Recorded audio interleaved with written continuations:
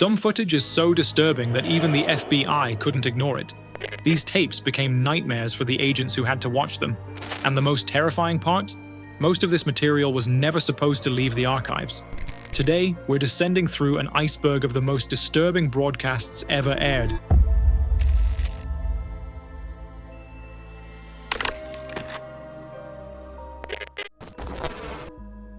I'm not trained in torture methods, which is what I'm gonna have to make do. I got my drill here. The reason why it's got this padding on it is just to try to silence it a bit, because I'm in an apartment. I got gags, socks, I got lots of duct tape. On January 8th, 2005, a man named Martin discovered a mysterious package in his mailbox. Confused, he brought it inside and opened it. Inside lay a single videotape with no label or note to explain its contents. Curious, he slid it into his camcorder and pressed play. What appeared on screen was terrifying. Nearly an hour of a man explaining the violent acts he intended to do, how he planned to lure his victims, and the makeshift devices he had prepared. What unsettled Martin even more was the moment he recognized the face on the screen. It was his friend, Ricky Rodriguez. The footage showed Ricky methodically displaying an arsenal of weapons. There was a Glock 23 pistol, a military knife, a power drill wrapped in padding to muffle the sound, a soldering iron, and rolls of duct tape. And now you're probably asking yourself, did he lose his mind? Was he dealing with mental illness? The truth is different. Ricky had been a victim of a terrifying cult since childhood. In that recording, he laid out, with cold precision, the plan for revenge he had been building for years. That I want there to be some record of the way I feel, my ideas, just who I was. Rodriguez's story began 3 decades earlier when he was born David Moses Zerbi on January 25th, 1975, in Tenerife, Spain.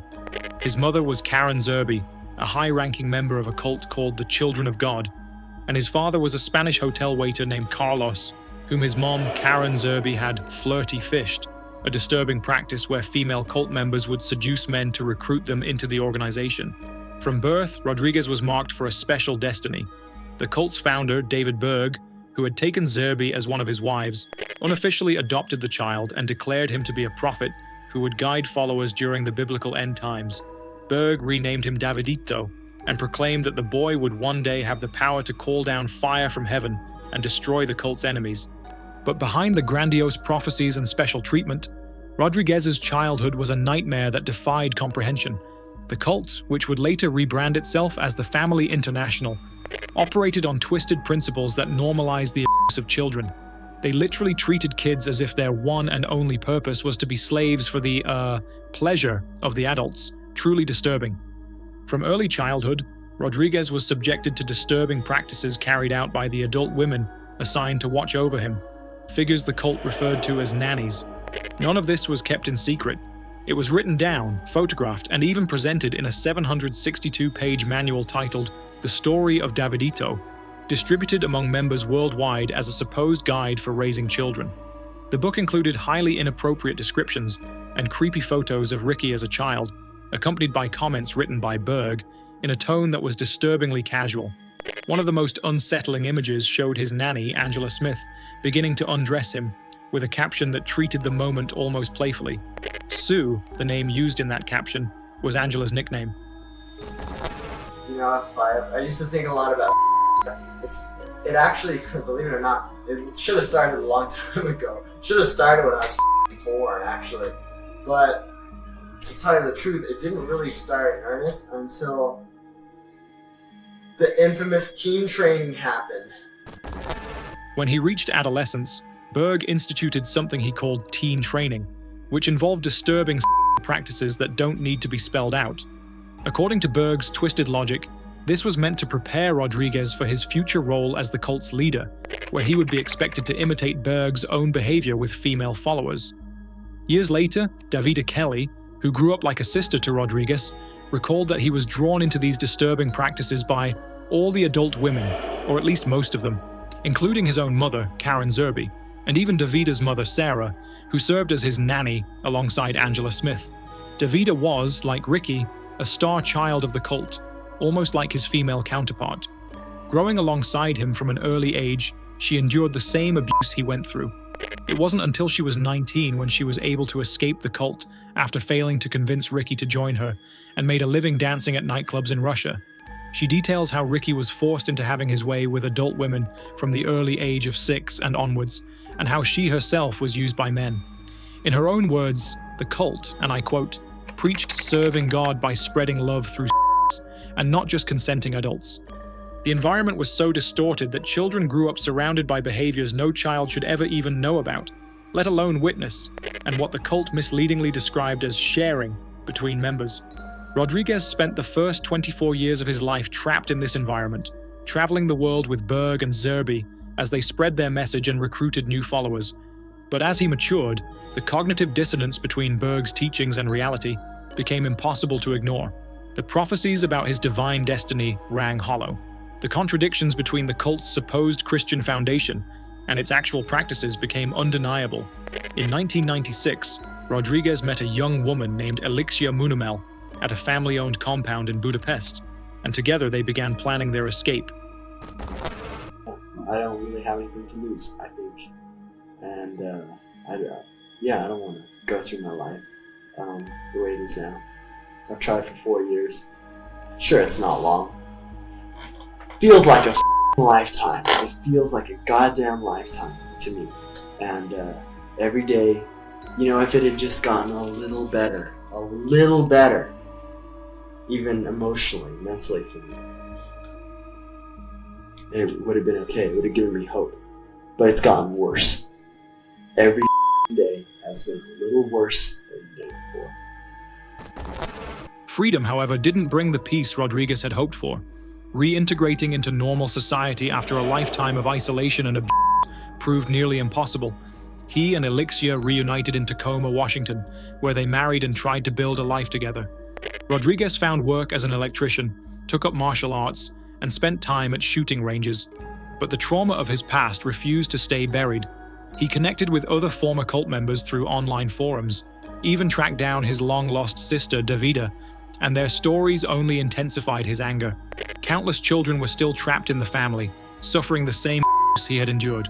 The cult had largely escaped legal consequences by operating overseas and constantly changing locations. Berg had died in 1994 at the age of 85 without facing justice, and Rodriguez's mother had taken over leadership of the organization, continuing its practices under a veneer of reform. Rodriguez's posts on the ex-member website Moving On revealed the depth of his torment.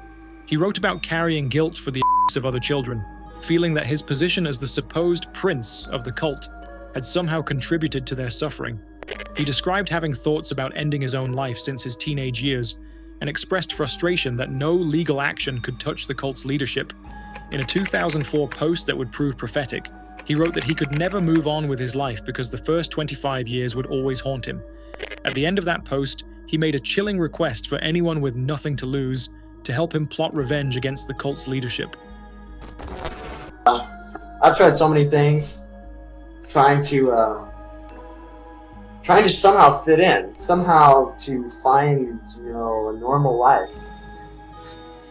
Nah, everybody has said, who I've talked to about this, everybody has their problems, everybody has a fucked up life.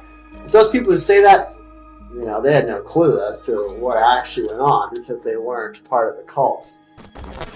By late 2004, Rodriguez had separated from his wife and begun actively hunting for his mother and other cult leaders.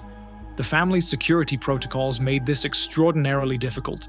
Members used false names, moved frequently, and kept their locations secret. But Rodriguez was patient and determined. He learned that Angela Smith, one of his childhood was working at a nursing home in Tucson, Arizona, run by his grandparents. He also discovered that his mother and half-sister might visit during Christmas. Rodriguez moved to Tucson, stayed with relatives, and got a job as an electrician while he planned his next move. On January 7th, 2005, Rodriguez sat in his Northside Tucson apartment and recorded the video that would soon arrive in his friends' mailboxes. For nearly an hour, he spoke directly to the camera, explaining his need for revenge and justice. He specifically named his mother as his primary target, stating that if he didn't find her before he died, he would keep hunting her in the afterlife, or someone else would pick up the torch. He displayed his weapons and described his plans in disturbing detail, though he insisted he meant no harm to law enforcement who might try to stop him. The video was equal parts side note and declaration of war against the family's leadership. The goal is to bring down those Mama and Peter. My own mother. What an evil little. God damn. How can you do that to kids? How can you do that to kids and sleep at night? The next evening, Rodriguez invited Angela Smith to his apartment for dinner. What happened next was swift and brutal.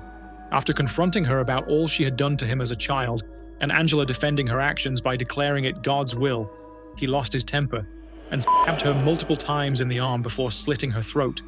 But instead of continuing with his plan to hunt down other cult leaders, Rodriguez fled to Blythe, California. He rented a motel room and began making phone calls to family members, telling them about the body in his apartment. His final call was to Elixia. He told her that putting an end to Smith's life was, quote, the hardest thing I ever did in my life, and that it hadn't brought him the peace he'd expected. Smith, he said, hadn't understood what she'd done wrong as she lay dying. The revenge he'd fantasized about for years had become real, and the reality was nothing like he'd imagined. At approximately 2 a.m. on January 9th, Rodriguez sat in his car in a parking lot near 14th Avenue in Blythe. He put his Glock to his head and pulled the trigger. He was just 29. A Palo Verde Irrigation District employee discovered his body 6 hours later.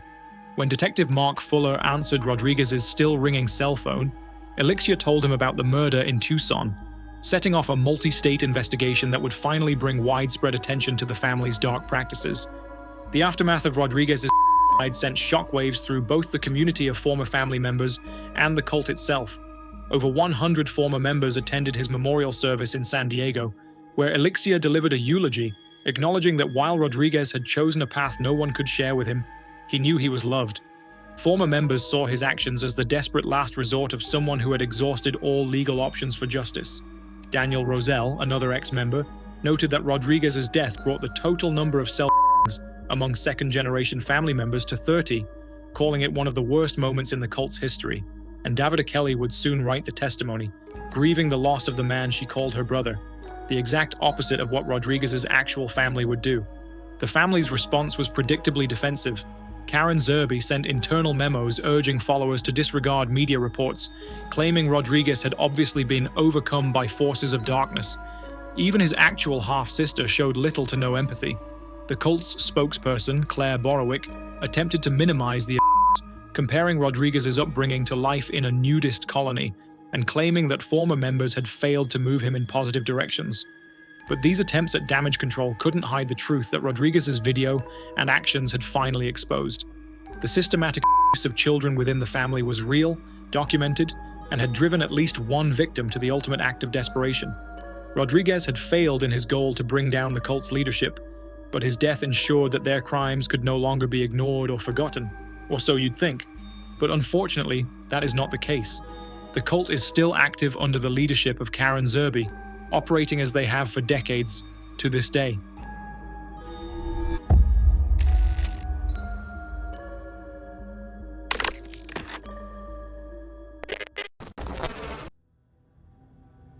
Want is an off-the-shelf partner. I want to be able to use a woman whenever and however I want. And when I'm tired or bored or not interested, I simply want to put her away. On June 2nd, 1985, a routine shoplifting call at a South San Francisco hardware store would unexpectedly expose one of the most disturbing serial killer cases in American history. A man named Charles Ung was caught stealing a vice worth less than $20 and fled the scene, throwing the item into the trunk of a brown Honda Prelude. His companion, who introduced himself as Robin Stapley, offered to pay for the stolen merchandise, but by then, police had already arrived. When officers checked the car, they immediately noticed something strange. The man claiming to be Robin Stapley looked nothing like the photo on the driver's license he presented. Even more suspicious was the illegal silencer-equipped gun discovered in the trunk during their search. The man was arrested and taken to the police station for questioning, where detectives prepared to interview this mysterious individual. But before they could begin their interrogation, they entered the room to find him violently convulsing on the floor, foam coming from his mouth as he struggled to breathe. Next to him was a brief side note on the notepad they'd provided. The man had ingeniously sewn cyanide pills into his clothing, preparing for this exact scenario. He never regained consciousness and died 4 days later on June 6th. It wasn't until then that police were able to positively identify him through fingerprints as 39-year-old Leonard Lake, a former Marine and survivalist with a disturbing obsession. But the real horror was yet to be discovered. The license plate on Lake's car was registered to a man named Lonnie Bond, while the vehicle identification number belonged to Paul Cosner, who had disappeared from San Francisco 6 months earlier. Inside the car, investigators found a utility bill that led them to a remote cabin near Wilseyville, California, about 150 miles east of San Francisco. What awaited them there would shock even the most hardened detectives. As police approached the property, they immediately noticed 2 pickup trucks that belonged to missing persons, Robin Stapley and Lonnie Bond, the very men whose identities Lake had been using. But it was what they found next to the cabin that sent chills down their spines. Lake had constructed what he described in his own journals as a dungeon, a soundproofed room specifically designed for holding women captive. Inside, investigators discovered handcuffs bolted to the walls, a one-way mirror, and a hidden camera system. The underground room had been carefully arranged to act out Lake's disturbing obsessions, abducting and controlling women, recording their suffering, and ultimately making sure they never left. These dark fantasies had followed him since his teenage years, when he became fascinated by John Fowles' novel, The Collector. As investigators searched deeper into the property, they made a chilling discovery. In a concealed burial site, they uncovered more than 40 pounds of bone fragments, believed to belong to at least 11 persons. Among the evidence was a hand-drawn map that led them to 2 buried 5-gallon buckets.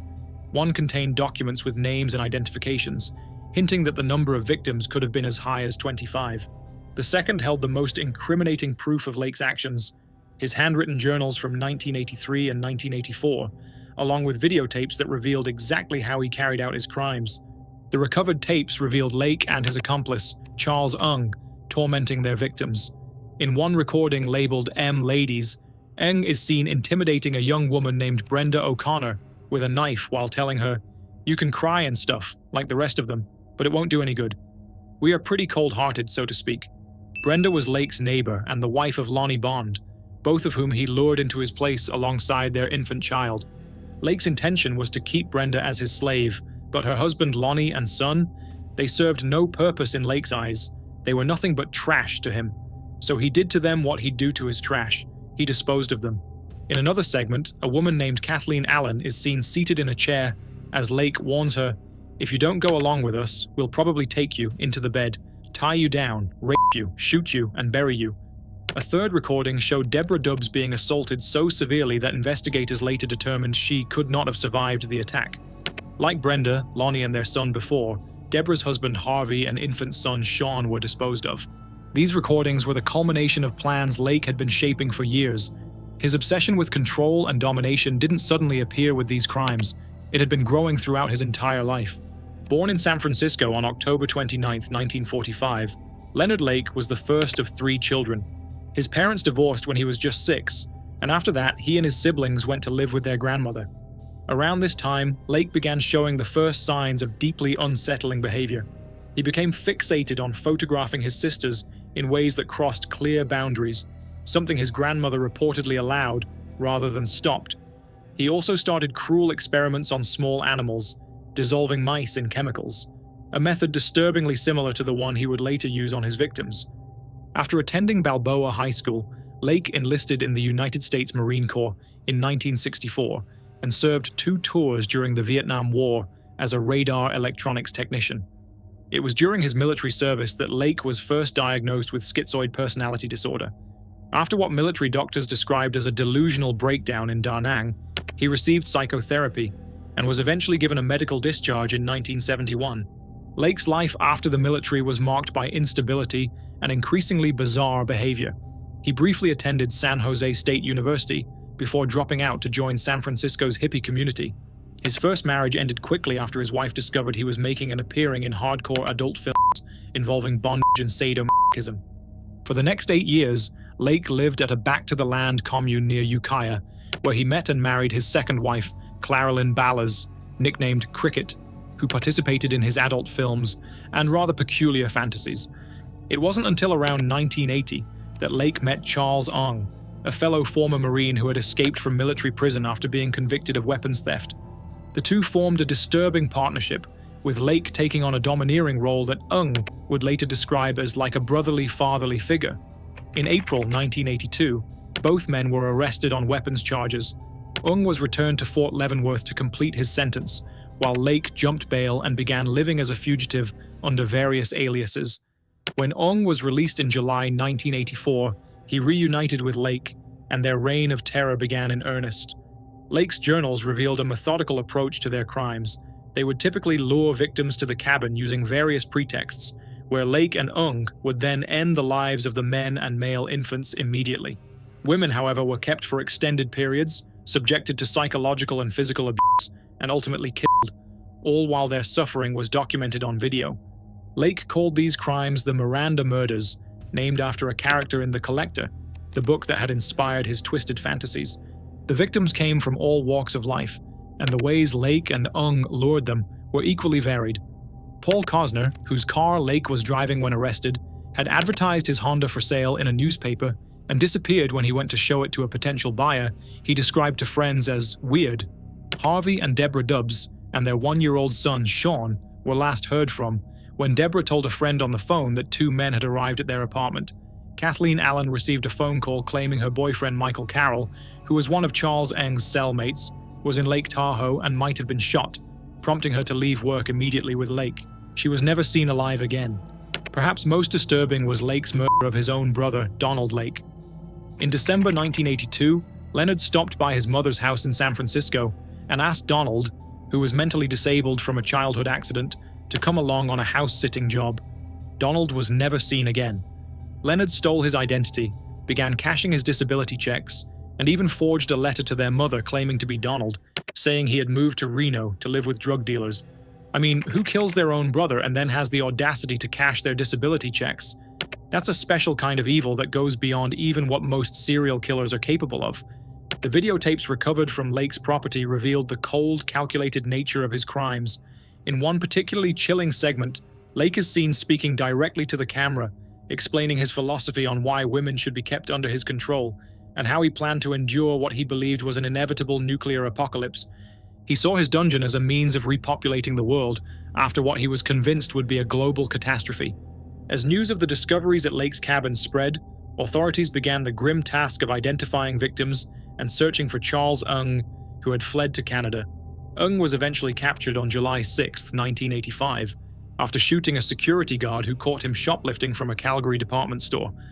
Despite the overwhelming evidence against him, including the videotapes showing him actively participating in these disturbing acts, Ong maintained that he was merely an observer and that Lake had planned and committed all of the crimes.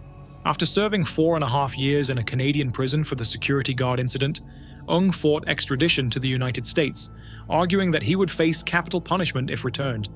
His legal battles dragged on for years, and it wasn't until 1991 that he was finally extradited to California, where he was indicted on 12 counts of first-degree murder.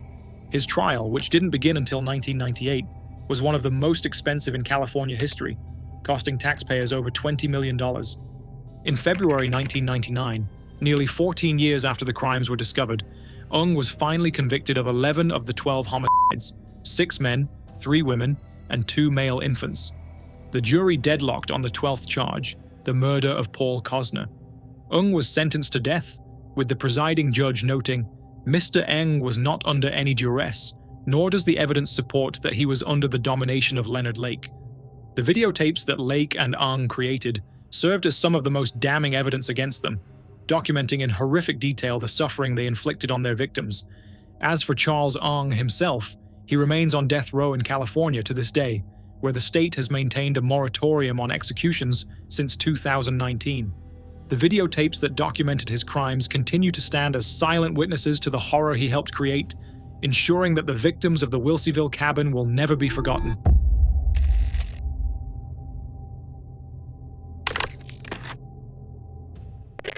On July the 4th, 1998, a group of young men decided to celebrate Independence Day in perhaps the least patriotic way possible by ignoring explicit government warnings.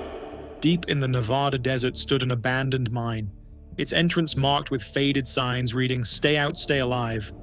Rather than heeding this ominous message, the group did what curious teenagers armed with a video camera have done since the dawn of portable recording devices, and they documented themselves deliberately making the worst possible decision. As you see, Bree is pointing out, "Stay out, stay alive." It's a good point, but we're not too smart, so we're going to go anyway, one of them quips, the nervous laughter masking what should have been genuine concern. The footage they captured that day would later become part of a Bureau of Land Management public service announcement, serving as a chilling visual warning of exactly what not to do when encountering these industrial graveyards scattered across the American West. As they ventured deeper, the evidence of danger multiplied: collapsing ceilings, unstable wooden bridges rotting from decades of neglect, and mysterious markings left by previous explorers.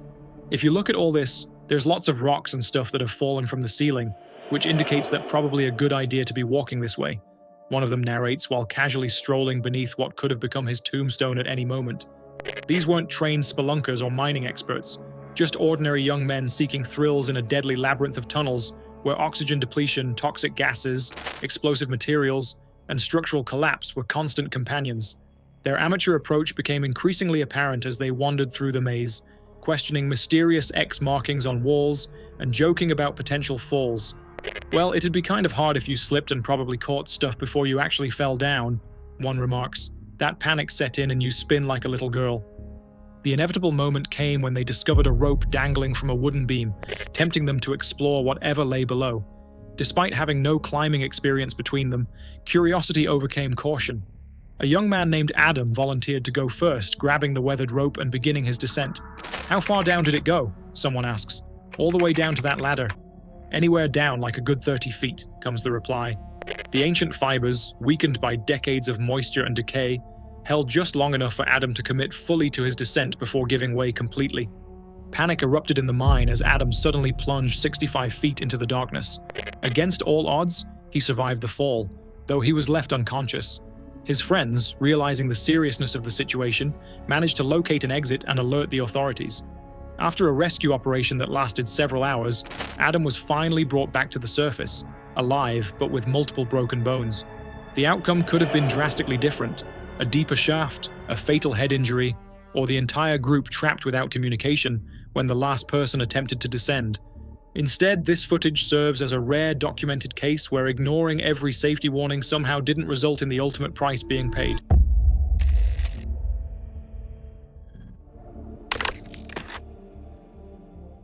In the early 1980s, a quiet suburban neighborhood was rocked by a devastating fire that destroyed a newly constructed home.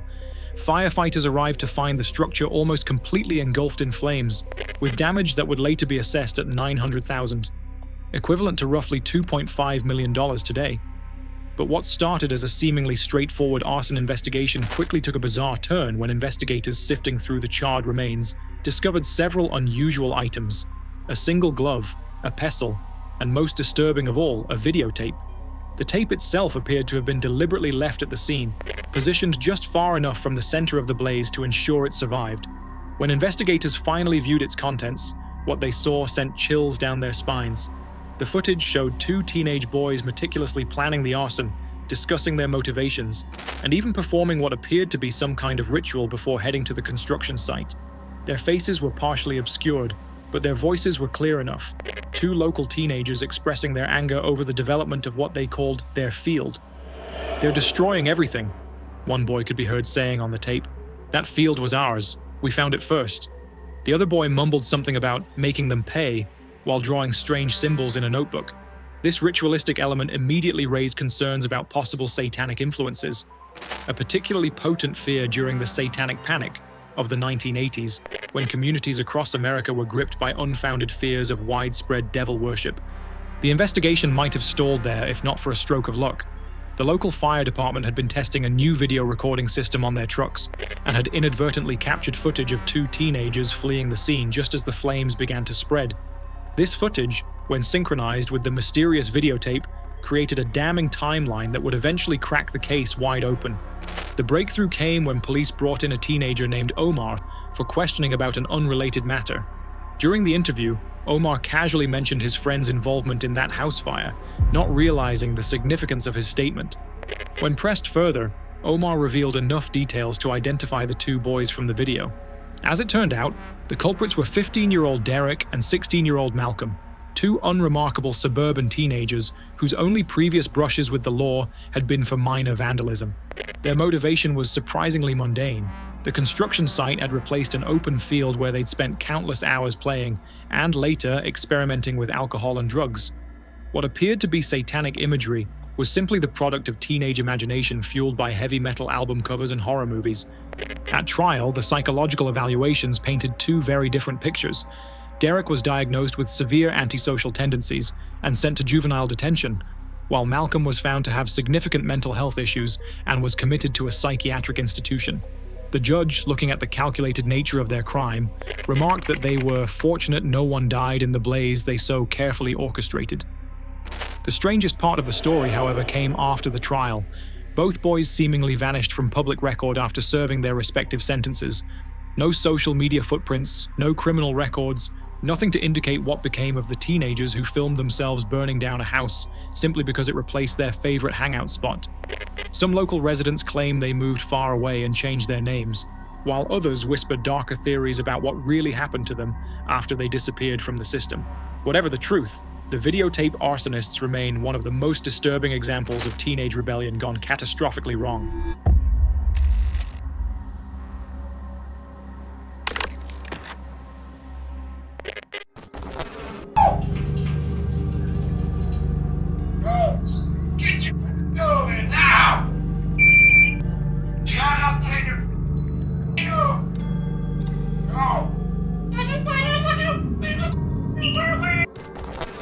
On May 12, 2015, Connie, a resident of Sand Lake, Michigan, heard what sounded like gunshots coming from her neighbor's house.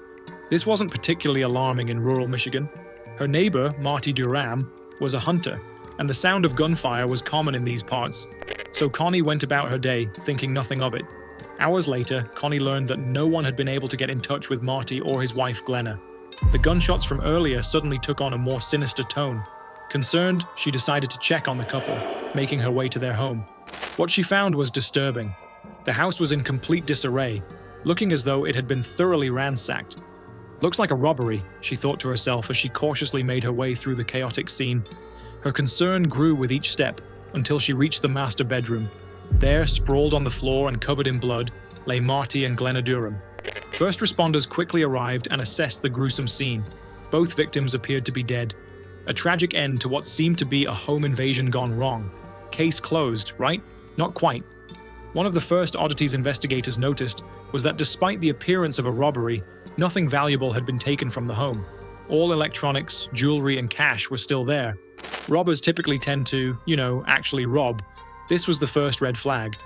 But with no witnesses except the couple's pet African grey parrot named Bud, who wasn't exactly qualified to give a police statement, the investigation seemed to hit a wall almost immediately, or so they thought. About an hour after the bodies were discovered, something extraordinary happened. One of the officers noticed something unusual. Glenna appeared to be breathing. He quickly checked for a pulse, and to everyone's astonishment, Glenna's eyes suddenly opened. She sat straight up, as if roused from a deep sleep rather than a presumed death. It turned out that despite being shot behind the ear and losing a significant amount of blood, Glenna had somehow survived. The medical team later called it nothing short of miraculous. Marty, however, wasn't so fortunate. With 5 bullet wounds, he was very definitively deceased. While Glenna was rushed to the hospital, police began a more thorough investigation of the scene. That's when the story started getting weird. They recovered Glenna's phone and found something peculiar. Just 2 days before the incident, she had texted her mother, "Love you" and "sorry." Immediately after sending those ominous messages, her phone was used to search for information about a Ruger new model single-action revolver. Coincidentally, or perhaps not, the exact same model of gun was found hidden under the couple's couch. The investigation uncovered 3 suicide notes written by Glenna to her children, filled with apologies and regrets. The evidence was beginning to paint a very different picture than the initial robbery theory. When Glenna finally regained enough strength to speak, she claimed to have amnesia. She remembered nothing of the incident. She denied writing these notes recently, and denied searching for information about the gun. Her story was riddled with inconsistencies and convenient memory gaps. Everything pointed to Glenna, but there was a significant problem. She had been shot too. How could investigators prove she wasn't just another victim? The case stalled for over a year, with theories ranging from a home invasion gone wrong to a domestic dispute with no clear resolution. Except there was one witness, one that had been in the room when it all happened. Enter Bud again, the African grey parrot. After Marty's death, Bud went to live with Marty's ex-wife, Christina. African greys aren't just ordinary birds. They're among the most intelligent avian species on the planet. They can associate words with events and contexts. More importantly, they're especially likely to repeat phrases heard during moments of extreme stress or emotional intensity. And Bud had been in the room when Marty's life ended. In June 2016, over a year after the shooting, Christina noticed something disturbing. Bud had started repeating a new phrase, or rather, screaming it. The bird would mimic two distinct voices locked in a heated argument. First came a woman's voice, angry and shouting, then a man's voice, pleading. The pattern was always the same, and it always ended with the man's terrified voice, Marty's voice, crying out, "Don't shoot!" There was no intruder, there was no robbery. It had been an argument between husband and wife, and according to Bud's macabre replay, Glenna had been the one holding the gun. Now, you can't exactly swear in a parrot as an expert witness. The video of Bud's chilling reenactment wasn't admissible as evidence in court, but for the investigators, it was something perhaps more valuable. Confirmation that they were on the right track. They pursued the case against Glenna with renewed vigor. Her DNA was found on the murder weapon, matching perfectly. And gradually, the whole pathetic story emerged. Marty was disabled and made extra money by illegally selling his prescription medications. He had put Glenna in charge of their finances, trusting her to pay the bills with the cash. But Glenna had a gambling problem. Instead of paying their mortgage, she had been visiting the casino, where she lost everything. By May 12, 2015, the very day of the shooting, the bank was set to foreclose on their home. Rather than face the consequences of her actions, Glenna devised a desperate plan. She would stage a violent home invasion, shoot her husband to death, and then wound herself just enough to make her story believable. A murder followed by a failed suicide attempt, disguised as a break-in gone wrong. Her plan might have worked, except for one detail. She simply wasn't as skilled at shooting herself as she was at shooting her husband, and she hadn't accounted for a traumatized feathered witness with an impeccable memory. In 2017, Glenna Durham was sentenced to life in prison for first-degree murder, with the bizarre possibility that her conviction might never have happened if not for a parrot who couldn't forget the terrifying final moments of his owner's life.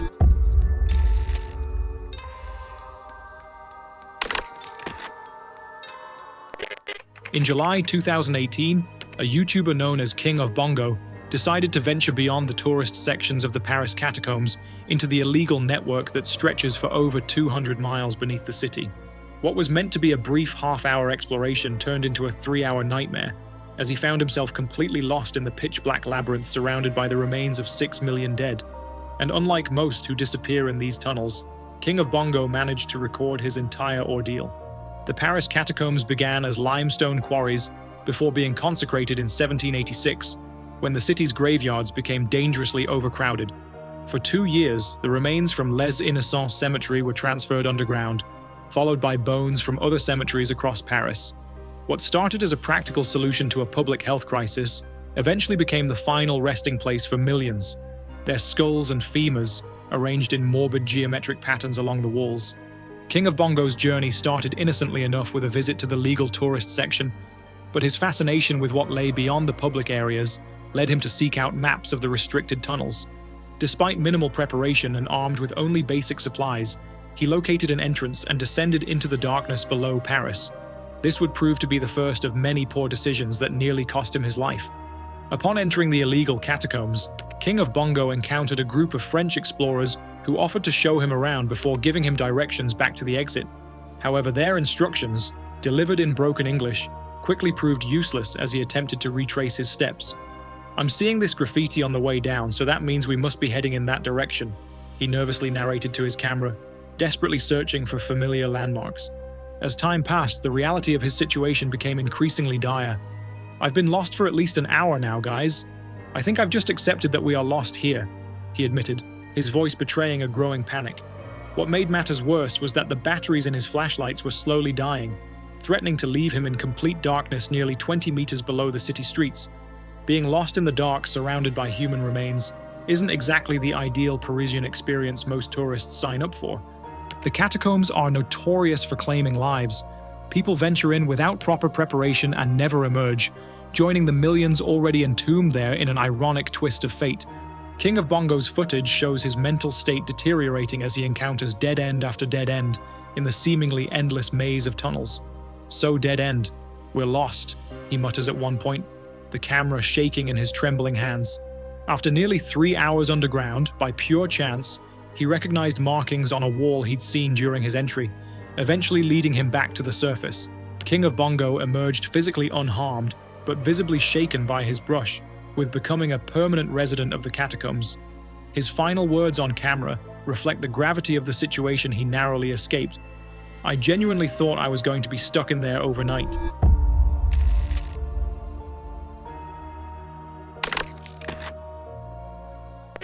On September 24, 2014, actress Melora Rivera was jolted awake in her Venice Beach home by the sound of her front door being kicked in. Still in bed and dressed only in a flannel shirt, she had mere seconds to react as the intruder, later identified as 29-year-old Christian Hicks, forced his way inside. Rivera, known for roles in shows like Black Lightning, didn't hesitate. She grabbed her phone, slipped out a second-story window and scrambled onto the roof, desperate to evade whatever intentions the man carried. As she crawled across the tiles, Hicks allegedly pursued her, climbing out after her in a chilling game of cat and mouse. Rivera dialed 911, whispering her plight to the dispatcher while tucking herself under an eave for cover. "Once I saw him in the house, I knew that we both couldn't be there," she later told CBS News. "I knew that I didn't want to have a confrontation with him of any sort, not knowing what his intention was." The drop below was over 20 feet. No safe escape there, especially with Hicks just feet away. Her biggest fear? That police sirens might drive him to her exact hiding spot. "It was my biggest fear that he was going to be forced by the cops to come hide in basically the same place I was hiding," she admitted. Photos captured by stunned neighbor Alexandria Thompson, posted to the Twitter account Venice311, showed the surreal scene. Rivera crouched on the roof, half exposed and vulnerable, with Hicks lurking nearby. Thompson had spotted Hicks earlier that morning, even calling police after seeing him in her yard. Officers detained him briefly, but the caller declined to identify him in person, forcing his release. Little did anyone know, he'd strike again hours later. Hicks, a homeless man with a criminal history including prior burglaries and mental health issues, had been spotted wandering the area before. Authorities later revealed he'd battled instability, a detail that added a layer of tragedy to the terror. Though in a darkly ironic twist, choosing a celebrity's home in broad daylight wasn't exactly the stealthiest move for someone trying to lay low. Police arrived in under 2 minutes, surrounding the house and coaxing Hicks to surrender. Firefighters extended a ladder to rescue Rivera, who emerged shaken but unharmed. Hicks was arrested on burglary charges and held without bail, his criminal past, including a 2010 conviction for breaking into vehicles, sealing his fate. He appeared in court 2 days later, facing up to 6 years if convicted. In the aftermath, Rivera turned her ordeal into advocacy, highlighting Venice's homelessness crisis. It's very obvious for most of us who live around here when someone seems to be suffering from a mental illness, and to continue to let these people walk around without offering them assistance, to protect them and us, she said. The incident underscored a grim reality. In a city of dreams, one wrong turn could turn a quiet morning into a rooftop nightmare. Hicks's case dragged on, but for Rivera, the real horror was knowing how close she'd come to being cornered, not just by an intruder, but by a system that let him slip through the cracks.